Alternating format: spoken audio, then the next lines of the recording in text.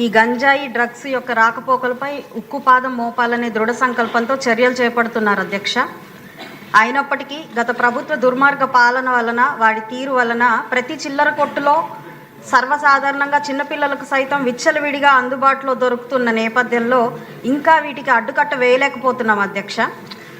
రాష్ట్రంలో ఉద్యోగ కల్పన, ఉపాధి కల్పన యువతకు ఎలా ఇవ్వాలి అని తపన పడుతున్న కూటమి ప్రభుత్వం ఉన్నప్పుడు కానీ ప్రశ్నించే గొంతుగా, దేశ శక్తిగా ఉండాల్సిన యువతని అన్ని విధాలా నిర్వీర్యం చేసి ఈరోజు ప్రతి నియోజకవర్గానికి ఒక rehabilitation centre, de addiction centres అత్యవసరంగా ఏర్పాటు చేసుకోవాల్సిన దుస్థితిని ఈ రాష్ట్రానికి తీసుకొచ్చారు అధ్యక్ష గత పాలకులు.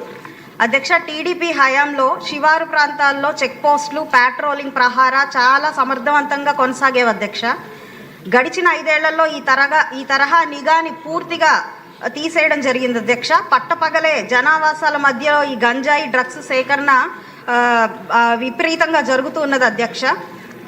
మీ ద్వారా మంత్రివర్యుల్ని కోరుతున్నాను అధ్యక్ష. పూర్తిగా అర్బన్ ప్రాంతం అవడం వల్ల మా ఈ ప్రాంతంలో స్టూడెంట్స్, అదేవిధంగా బయట ప్రాంతాల నుంచి వచ్చే వాసులు చాలామంది ఉండడం వలన వీటి పట్ల, ఈ వినియోగం పట్ల అవగాహన ఏర్పాటు చేయాలి అధ్యక్ష. అదేవిధంగా విపరీతమైన డ్రగ్స్ ఈరోజు వాడుతున్న నేపథ్యంలో బోల్డెన్ అరెస్టులు కూడా జరుగుతున్నాయి అధ్యక్ష. ఎన్నో రకాలుగా పేపర్లో చూస్తున్నాం అధ్యక్ష మా నియోజకవర్గం నుంచి.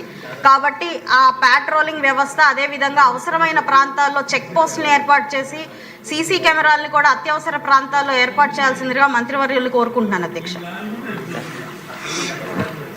ఇప్పుడు ఇంకో మాధవ్ గారు, రెడ్డప్ప గారు మాధవి.